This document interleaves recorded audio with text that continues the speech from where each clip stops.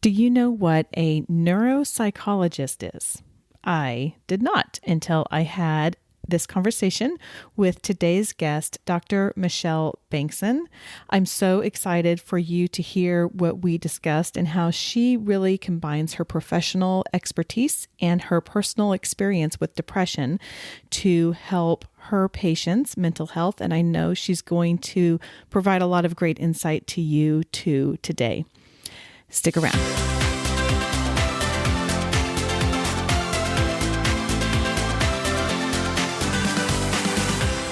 Hey there, I'm Amy Connell. Welcome to the Graced Health Podcast.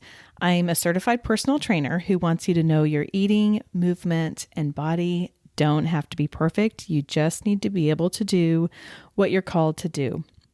This podcast is for women who want simple and grace-filled ways to take care of themselves and enjoy a little chocolate in the process. You know I love my chocolate. Welcome to season 4 of the Graced Health Podcast called In Our Mental Health. I have to confess, when I first started this podcast, it never even occurred to me to do a season on mental health. I really don't know why, because we all know, or I think most of us know, that our health is not necessarily only our body, but it's our physical health, our spiritual health, our emotional health, and our mental health. It all goes together to create our whole being and what we are able to do with our body through that. Today's guest is someone I met at Spark Christian Conference back in February of 2020. We happened to be just standing at a booth talking to one of the providers there, and I think either she caught a part of my story or I caught a part of hers. I really don't remember, but I do remember that we just connected almost immediately. I walked away from our conversation thinking, I've got to do an episode, a series on mental health, because this is obviously so important. After we got back and I just let everything kind of settle for a little bit, we reconnected and I said, I've got to have you on. We've got to do a mental health series, and I really want to have you on. And another girl that I met there at the conference. Dr. Michelle Bengtson is an international speaker and the author of the best-selling, award-winning Hope Prevails: Insight from a Doctor's Personal Journey Through Depression, and the award-winning companion Hope Prevails Bible Study. She also released Breaking Anxiety's Grip: How to Reclaim the Peace God Promises Us in September of 2019. So I just want to pause and let that sink in with you. Dr. Bengtson is a neuropsychologist who has walked the difficulty of depression and has come out of it. So she's speaking not only as a doctor and as a clinician, but also as someone who has battled this. I just really appreciate the full scope of what she brings us to us today, both from her personal and professional expertise. She's been a neuropsychologist for more than 20 years and is now in private practice in the Dallas, Texas area, where she evaluates, diagnoses, and treats children and adults with a variety of medical and mental health disorders.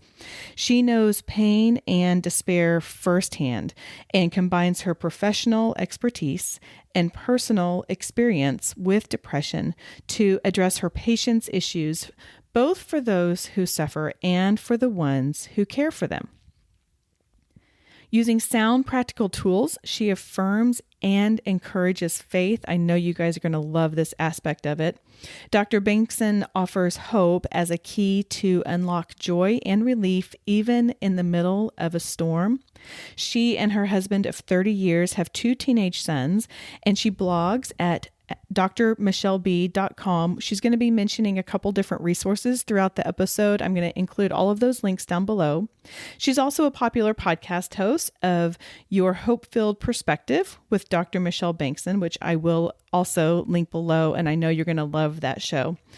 She brings such amazing content, and I really encourage you to check out her books, her podcast, everything that she has. She's got some free downloads for you. I mean, she is equipping you to the nines. Dr. Bengtson and I talk a lot about her own personal journey, and I think she can really speak to those who have walked or are walking through depression and anxiety. I love her holistic approach to healing. Not only does she approach it from a clinical perspective, but she really emphasizes the spiritual aspect of it. And you'll hear in her story that really was the key for her. We talked about the impact our thoughts have, what praise and worship music did for her. I have to tell you, I pulled out a lot of little nuggets from our conversation that I cannot wait to implement into my own life. Let's bring on Dr. Michelle so you can hear all of them for yourself. Dr. Michelle Bengtson, thank you so much for joining us on the Grace Health Podcast. I'm so happy you're here. Thank you for coming. Oh, it's been exciting. Looking forward to the chance to talk with you and your listeners, Amy. I know. And it's so fun how you can just meet someone, kind of a chance meeting. You and I met, I told the listeners before, but you and I met at the Spark Christian Podcast Conference. And I just feel like we had such a great connection and really appreciated each other right where they were. And I have to tell you, if I were to be totally honest, I went to this conference obviously trying to glean information and learn, but also really trying to network and thinking, well, whose show can I get on someone's show and can I have a conversation and spread the word and the mission about Graced Health? And you're one of the first people that I talked to at that conference. And I just was blown away by God saying, no, Amy, these are people I want you bringing to your people. So I'm just so grateful for what you have and what you're offering today. Now, I've introduced you a little bit to our listeners and given them the bio, but I was wondering if you could clarify something for me. Can you tell me exactly what neuropsychology is?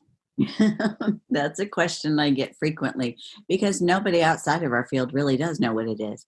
Think of it in terms of a combination of a psychologist, a psychiatrist, and a neurologist, and put the best part of all three of those fields together.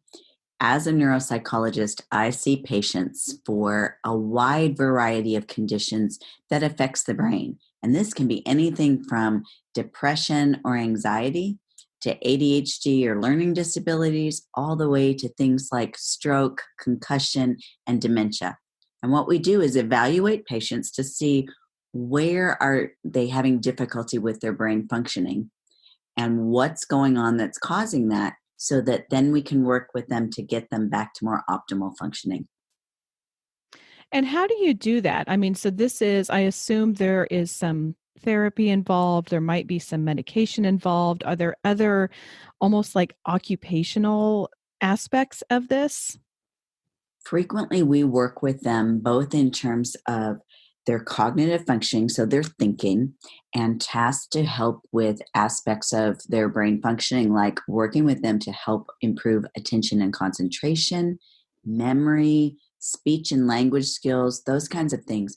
And if we need to, we will also refer out to other medical disciplines to help with other areas. So we might refer out to speech and language therapists or occupational or physical therapists, or even send them to physicians like neurologists and neurosurgeons and that kind of thing. So it's really working with other fields in a kind of holistic approach so that we're treating the whole person. I love that. I wish we could do that in all of our health, in all of our health practices. Ew. How does someone end up with a neuropsychologist? Is that where you start, or is it a place that people are often referred to you? Well, what I have found over time is that people often end up in my office when they've exhausted all the other possibilities and they still don't know what's going on.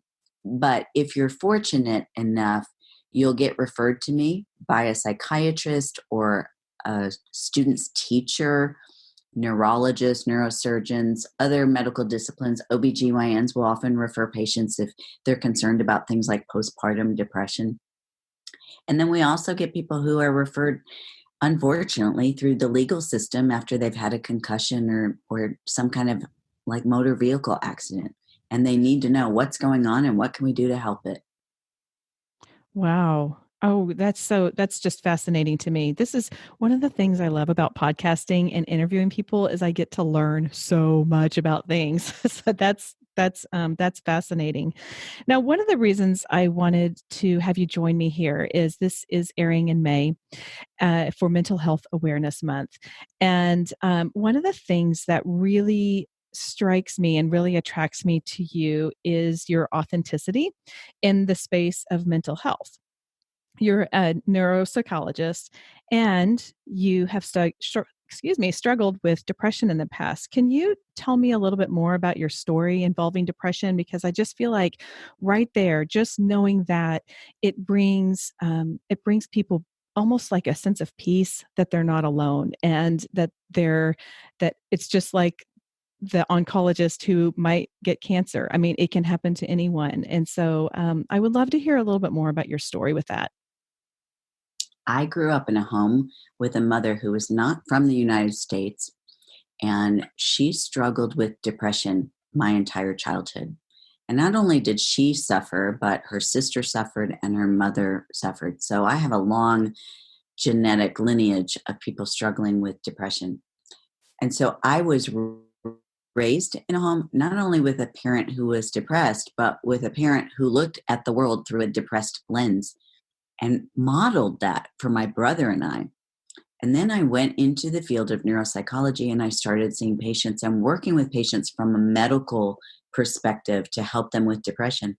And so I would work with them in therapy, sometimes suggest medication, work with them on appropriate nutrition and fitness and rest, all those components that we know that can impact our emotional and our physical functioning. Then after the birth of my first son, I experienced terrible postpartum depression back at a time where nobody talked about it. I had many friends who had had children long before I did. My husband and I waited 12 years before we had our first child after getting married. And so most of my friends already had all their children, and nobody ever mentioned postpartum depression to me. And I knew about it clinically as a doctor, but I hadn't witnessed it. And one day after the baby was born, my mom called and asked how I was. And I just broke out sobbing. And she said, "What's wrong with the baby?" I said, "Nothing's wrong with the baby. The baby is perfect. I just can't stop crying. I don't know what's going on. The baby's great." And she said, "Put your husband on the phone." So I put my husband, Scott, on the phone. And she said, "Scott, I think Michelle's got postpartum depression. I want you to hang up the phone and immediately call her doctor and get her some help because this is serious." And she was right. And once she said that, I was like, of course, of course, that's what this is. But, doctors are not always the best at diagnosing themselves. So I got help for that and I got through it. And then I started having patients, or patients would come into my office and I would help them with things like depression and anxiety. But then I started getting emails and letters from people around the world saying, "Can you help me?" And internet was just kind of coming into vogue back then. And I thought, I don't know how to help people that can't come into my office. So I decided I would write a book about how to get through and overcome depression. But I have to tell you, Amy, that would have been a very clinical book. It would have been all my head knowledge as a doctor. And about 2 weeks after, I told God, okay, I'm going to write this resource. That way I have something that I can give to people outside the four walls of my office to help them. And I felt like he said, "Okay, but you're going to have to share your story." And I thought, well, okay, but my story is not really that significant. I mean, other people have had it so much worse. Well, 2 weeks to the day after I said, "Okay, God, I'll write this book and I'll share my story," I became deathly ill. And I mean deathly ill. Mm. I underwent 2 surgeries. I was put on medically induced bed rest for 5 months. I was kept alive on IV hydration and nutrition. And I went from 113 pounds down to a skeletal 74. Oh my goodness. And all I could do, Amy, was pray, listen to praise and worship music, and watch sermons online. And I became terribly depressed, terribly depressed. At that point, my worth was really wrapped up in being a doctor. And I thought, if I cannot go back to being a doctor, what good am I? What's my value? I was really believing some lies back then, but I didn't realize it at the time. I can see it now. And I became very, very depressed. And I remember crying out to God and saying, if this is all my life is going to be, I'm not sure I want to go on living. And I continued to go down that slippery slope deeper and deeper and deeper into the pit. And I remember thinking, I must just be joy immune.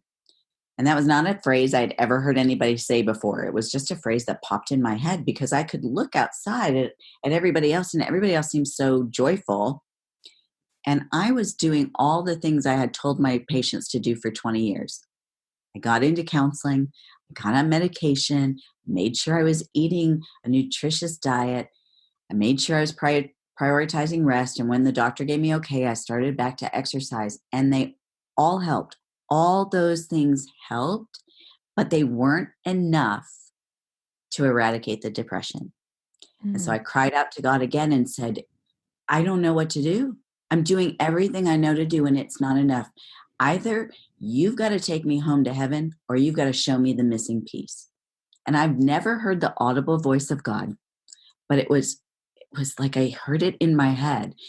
And I heard, until you address the spiritual side of disease, it is like you are putting a Band-Aid on an infection and hoping you get well.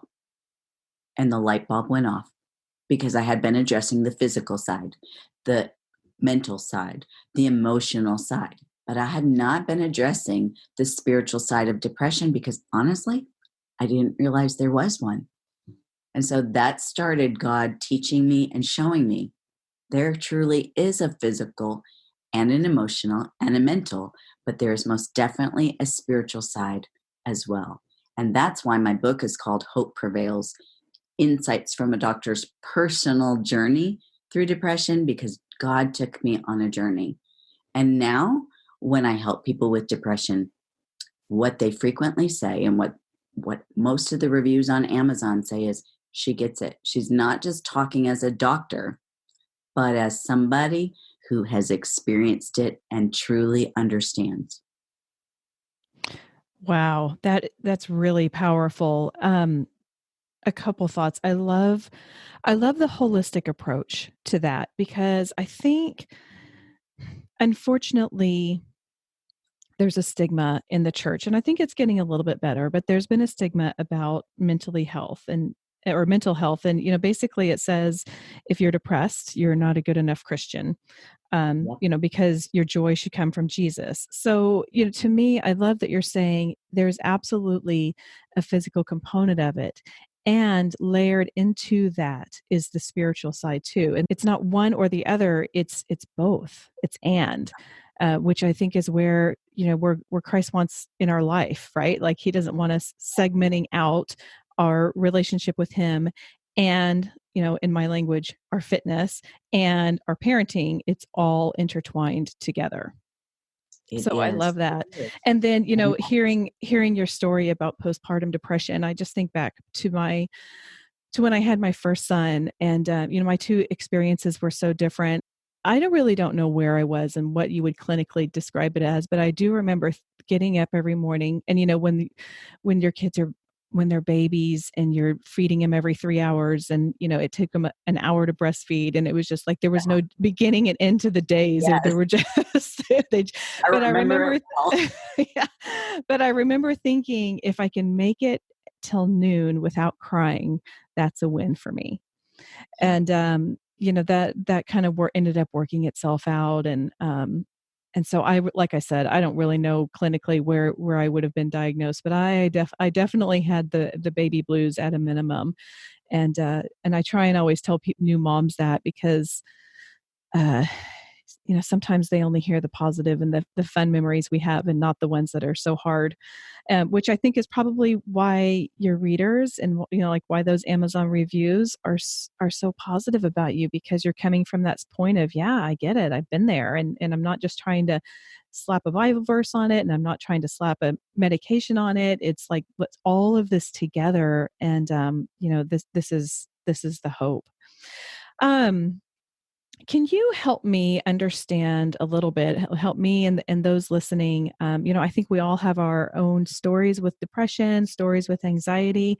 Can you kind of do an overall clinical description of those two things? And then maybe how it manifests in real life and where they're similar and where maybe there's some missing gaps, if there are any, where we need to look a little bit differently. So, can you just kind of help clarify some of that? And, I hear depression and anxiety a lot lumped together. I know those are two totally, not totally, but I know that those are two different diagnoses. And so, can you explain a little bit about that? So, I know I've just asked you totally loaded questions. So, you can pick and choose, but that's kind of where my head is at the moment. Depression and anxiety frequently co-occur, coexist, not always, but so many people that I see who struggle with depression also struggle with anxiety or vice versa. Depression is considered a mood disorder, and there are several different types of mood disorders. People have heard of bipolar disorder and manic depression and dysthymia and major depression, but they're all kind of on a spectrum. And when we experience depression, we experience a change in mood. Now, what is so important for us to remember, though, is that not everybody who experiences depression feels down in the dumps and spends their day crying. Many do, but frequently depression will manifest in terms of irritability or agitation or anger, especially with respect to the male population. They will often demonstrate signs and symptoms of depression different than women do, but they're both equally valid. And with depression and frequently with anxiety, although less so, there tends to be a change in energy level. There tends to be a change in appetite, but some people will eat more and some people will eat less. There tends to be a change in sleep habits. Again, some people will have insomnia and not be able to sleep, and others will just sleep all the time. And with that comes a change in energy level and frequently a decreased interest in things that were previously enjoyable for the person. It's like they just don't feel like doing it anymore. And what I remember and what I have seen with so many patients who have struggled with depression is that sometimes the littlest endeavors just seem like scaling a mountain. When I was in the pit of depression, I remember very vividly looking at my daily vitamins and my toothbrush and thinking to myself, that's just too much work. I'll do it tomorrow. And that's difficult for people who have never experienced depression to understand. That's where comments like, well, if you would just pull yourself up by your bootstraps, it would be better. They truly don't understand. When depression comes on you, it has a physical manifestation. It affects your energy and your brain chemistry. And anxiety is considered, well, for it's kind of silly, but it's considered an anxiety disorder. And there can be, again, a wide variety of disorders that manifest with anxiety. Some people will experience panic attacks. Other people will experience post-traumatic stress disorder. Others experience obsessive compulsive disorder. And for the majority, it's just considered a generalized anxiety disorder. But what happens is that worry, fear, and anxious thoughts will take over and run the show. And some make absolutely no sense. In our mind, we can think, well, that's never going to happen. So we recognize that just doesn't even make sense, but I'm anxious about it. And what tends to happen with both depression, but even more so with anxiety, is that if we don't address it, it will take up more and more space in our lives. And that's why I'm so passionate about getting the message out about we don't have to live this way. We really don't. God has given us tools and weapons to fight back. But there is so much shame, even within the church. I've spoken with pastors who have said, "Oh, we don't have anybody depressed in my congregation." And I I just thought, saw and you that. don't have anybody addicted to pornography either, and you probably don't have anybody who overspends either or runs traffic lights. That's just not realistic. 1 in 4 adults will struggle with significant depression at some time in their lifetime. And now that we're in 2020, depression is our greatest epidemic worldwide. And that's greater than cancer, heart disease, and AIDS put together. Wow. Wow. So how would you, I know one of the passions that you have is layering on that spiritual aspect of it and really creating a holistic approach. What kind of encouragement and hope do you give for those who are maybe treating it clinically or maybe feel like, well, I don't know that I really need to, see someone about this, whether or not that's true or not. Um, how do you attack that from a spiritual perspective? Whether someone seeks outside treatment or not, this is still valuable. And that is that what I have found is that so much of what contributes to depression and anxiety resides in our thought life.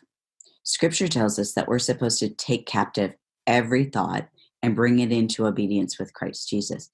And what that really means is that we have to be mindful and attentive to the thoughts that are running through our head. And as a neuropsychologist, I can tell you we have between 50 and 70,000 thoughts a day. So when God says take every thought captive, oh my word, that's a full-time job.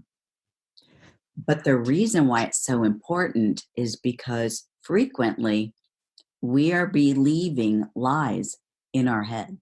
Like when I found myself thinking, you must just be joy immune. That was a lie that I Mhm. began to believe. And it comes from the enemy of our soul. When God showed me that that was a lie, it was one of those situations where I found myself thinking, I must just be joy immune. And then finally in my head, I heard, that's not what my word says. And I was like, what? And I heard Mm, again, that's not what my word says. My word says, though weeping may last for the night, my joy comes in the morning. And what I realized is that God was showing me that here I was believing a lie that I must be joy immune when his word says, I've come to bring you joy.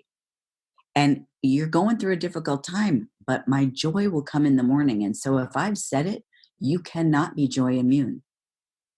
And that mhm, made me realize that was not the only lie I was believing. I believed the lie that if I couldn't go back to being the doctor, I had no value, I had no worth. Well, that's not what God says. In fact, God made it very clear if I never went back to work another day, he wouldn't love me any less. And if I went back to work, working 20 hours a day like I had been, he wouldn't love me anymore. So I really so began true. to realize that so much of worry, fear, and anxiety comes back to a spiritual battle because God says in John 10:10 that the thief comes only to steal and kill and destroy. But thankfully, we have the second part of that verse where Jesus says, but I have come that they might have life and have it to the full. And Second Timothy 1:7 says, for God has not given you the spirit of fear, but of power and of love and of sound mind. So it's the enemy of our soul that brings these lies to us and gets us into worry, fear, anxiety, depression, doubt, dread. And so we have to not just treat it physically, but we also have to look at addressing it from the spiritual side as well, because we really do have an enemy we've got to fight.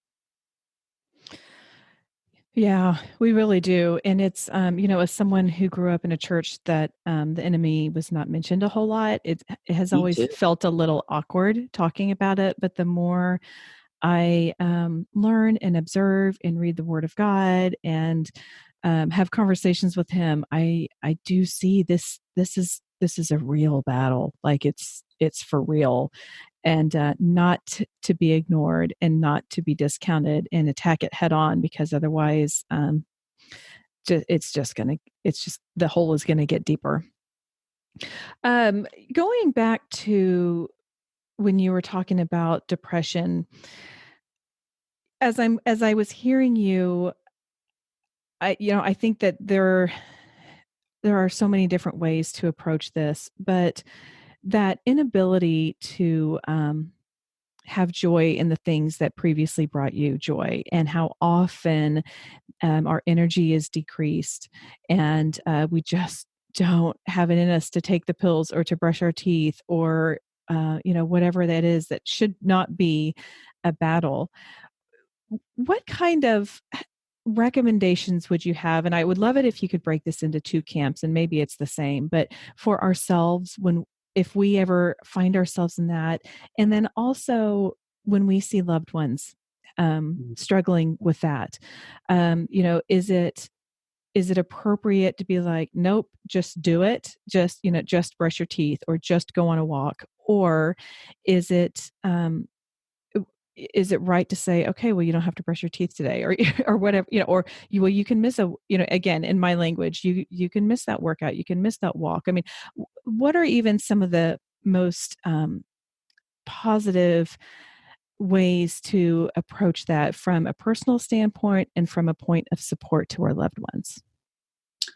Let's talk about from a personal standpoint first, because they are a little bit different. And knowing what it feels like to be depressed, what I would recommend is that you just take one step at a time. Don't even look at tomorrow. Today is hard enough in its own right. But one of the things that I found so incredibly helpful, and it wasn't anything I did intentionally, but when I got through it and looked back, I realized it was crucial to my healing. And that was throughout the day, I started playing praise and worship music. And I could not speak out praise to God. I was in a place where I was mad that He let me get into this place. I felt like, as a believer and as someone who had served Him my whole life, He should have been able to help me not go down that path. But what it showed me is that nobody's immune. The doctor's not immune. A Christian's not immune. So I started playing praise and worship music. And I will tell you, even though I was reluctant to vocalize to God my praise and worship, when the music was playing, I started humming and singing along, and it impacted my mood for the better. And scripture says God inhabits the praises of His people. And we know that the enemy hates it when we praise and worship, so he's not going to stick around. So even when you're depressed and you have very little energy, all you have to do is turn on that Christian radio station or listen to Spotify and call it up, and it impacts your mood significantly. The other thing that I strongly recommend is that when you hear passages from the Bible, either because you've listened to a sermon or you've heard it on the radio or you've seen something online or in social media, if it speaks to your heart and tugs on it just a little bit, write it down on a Post-it note and place it someplace where you will see it. And when you see it, speak it out loud 3 times. I started to do that when I was in the pit. And every time I saw one of these Post-it notes, I mean, I had them everywhere. It was on my IV pole, it was on my light switch, on my bathroom mirror, on my car dashboard. They were everywhere. And by the time it was all said and done, I had over 100 of these posted around my bedroom. But when I saw them, I spoke them out loud 3 times, because God says faith comes by hearing, and hearing by the word of God. And what we need to hear more than anything when we're depressed is God's truth. And as we do that, it does rewire our brain. It does alter our brain chemistry. Even without medication, speaking God's word and His truth over our life will make a huge difference. And then as you start to feel better, do things like take a 5-minute walk. To some who are listening, 5 minutes is going to seem like, what? What good can that do? But then the next day, maybe you can do 10 minutes. And research has showed us even 10 minutes of exercise can improve your mood. Yes, I will validate that. Yeah, I found it to be true, but start small. Hmm. Start small. Don't say, okay, in order to get out of this depression, I got to exercise 30 minutes a day. Well, when you can't even brush your teeth or take your vitamins, you're never going to exercise 30 minutes a day. You got to work up to it. Right. The feat So seems those too are some big. of my key recommendations for ourselves that most don't talk about. They talk about therapy and medication, and those are helpful. Absolutely. But these are things that you can do before you even leave your home. And make sure that you're feeding yourself God's food for your body, not those processed foods filled with artificial sweeteners and colors and all those kinds of things. Your brain needs you to be eating foods that are actually going to fuel it. But then when we're talking about how do we help someone who we love who's depressed and they have little energy and little motivation, sometimes the best thing we can do is come alongside them and say, I'm so sorry that you're having to go through this difficult time, and I wish I could take it away, but I can't. But what I can tell you is that we'll get through it together, and I'm not going to leave you, and I still love you. Because when you're depressed, you start believing the lie that nobody understands, you're all alone, nobody cares. And we just need to hear it more than usual that we're not alone. We're not going to be alone, and we are still loved.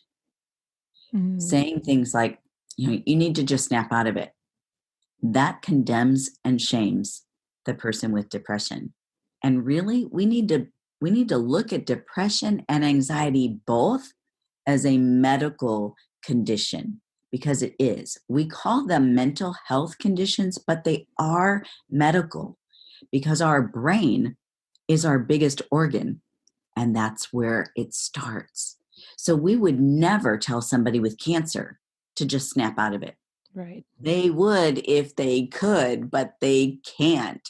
So let's come alongside them. You might even offer to make an appointment with their doctor for them and to go with them. Because I'm telling you, when you're in the pit, the thought of picking up the phone and dialing the number to your doctor is just as overwhelming as brushing your teeth. And it might not happen without help. But offer to go with them. Offer to be a second set of ears, because sometimes when you're depressed, you forget things that you wouldn't normally forget. Mm. And let them know that you'll pray for them. And don't just tell them that you're praying for them, pray with them.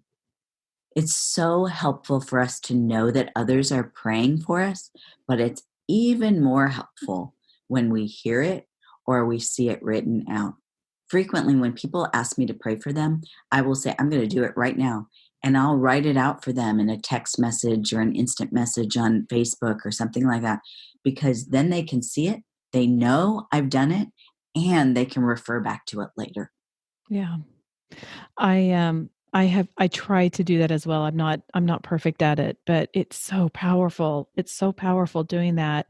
And the visual I'm getting as you're talking about how to support our loved ones when they're depressed is just locking arms with them. Just kind of almost like, well, not Red Rover, but one of those childhood games, where we really just pulled those elbows together and locked around and stuck our hands on our hip and like, we're staying here. I'm staying here with you.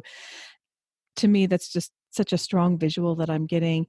And I would actually love to dig into this a little bit more with you with regards to our children, because I know that our relationships just in our general life are going to be different, whether or not they're friends or their coworkers or their spouses. And then when it's children, it's a whole new layer. So, Dr. Michelle, could you come back next week and dig in and help give us moms who are just doing the best we can and we don't know what to do? Can you can you give us a little bit of guidance with regards to mental health and our children? Oh, that would be my honor and pleasure to do that, Amy. Oh, thank you so much. And I just too, I did want to go back and ask one more question.